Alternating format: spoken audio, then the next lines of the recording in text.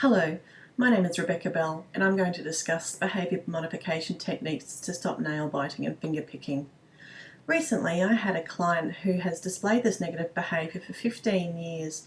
He had tried to unsuccessfully stop this behaviour by implementing the following principles. He has stopped the nail biting and finger picking by midway through week 2 of the intervention. I did a follow-up with him recently, and since the intervention he has only bitten his nails once, in which he recognised straight away and instantly stopped. To start, I need to find out some of your history. Why do you bite your nails and pick the skin surrounding your fingers? For how long has this negative behaviour been going on for? Have you ever tried to stop, and if so, how long did that last?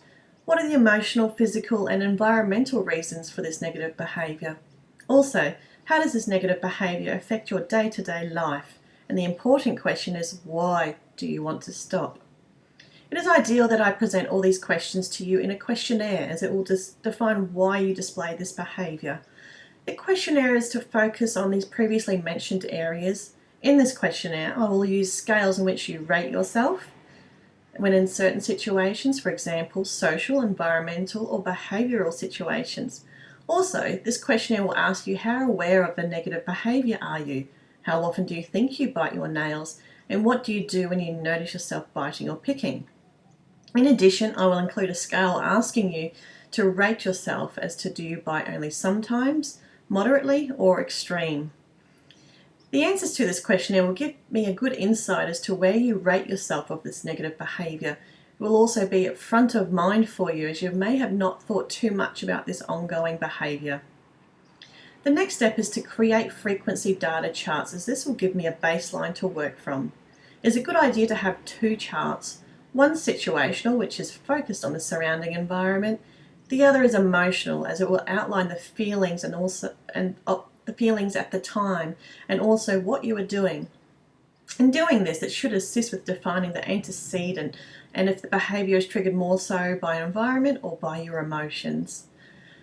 The emotional chart will have a column with various emotions. For example, it will include happy, stressed, bored, content, frustrated or upset. It will also include some empty boxes in which you can add to. The second chart will be based on environment, and somewhat it is also based on behaviour. It will also include relaxing, speaking on the phone, conversation, watching TV or concentrating and so on. Again, there will be some empty boxes for you to add situations to.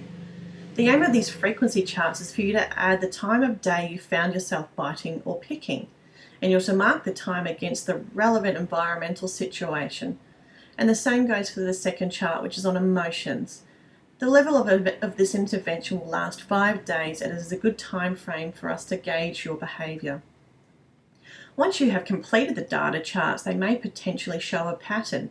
For example, had you bitten your nails or picked your fingers more time or feeling content rather than being stressed? Or it may show that the environment didn't play as much of a role as the emotional factor did. Also, the charts may outline the reinforcer of this negative behaviour. The information can assist in contributing to the functional assessment, which is the next step.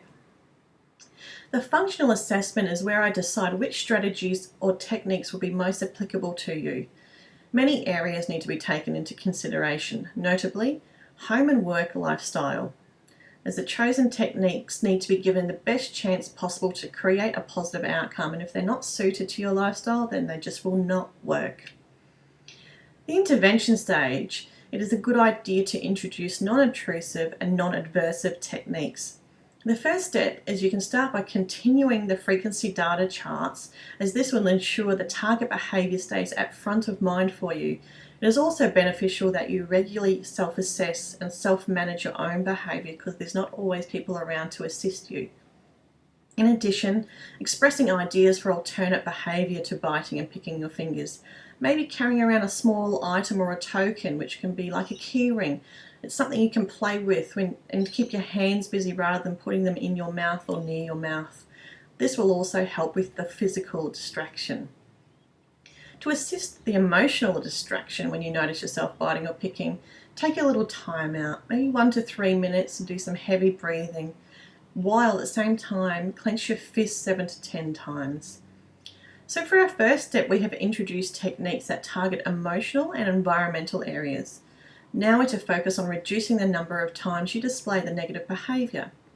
To target this, we can look at differential reinforcement in the ways of a lower rate of responding. Based on the data sheets, let's just say you on average picked or bit your nails 8 times. Let's try and reduce this number slowly down to 6 times a day. And then slowly over time we can phase this out, and hopefully we have faded it out completely. We will follow this plan for 1 week and then meet again. And after this time, discuss the plan and ascertain if the behaviour modification techniques have been successful by reducing your negative behaviour. Also, we'll discuss some time frames for rewards. As an example, a manicure at a salon is a reward for not biting or picking for 3 weeks. Or something similar. We will also outline some small goals or rewards, as it provides something for you to focus on after a certain period of time.